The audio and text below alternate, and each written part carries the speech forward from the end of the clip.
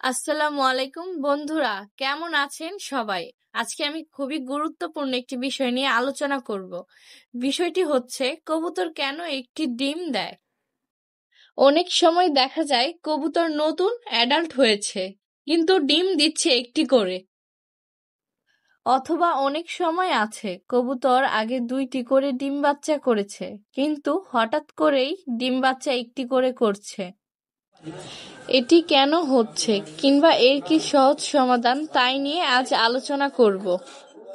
প্রথম অবস্থায় কবুতর যদি একটি করে ডিম পাড়ে 2 থেকে 3 বার, তাহলে এটা কোনো সমস্যা নয়।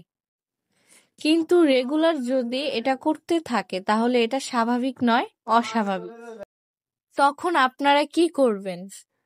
নতুন অ্যাডাল্ট কবুতরকে 6 মাসের জন্য রেস্টে রাখবেন, আর না হয় জোড়া আলাদা করে দিবেন।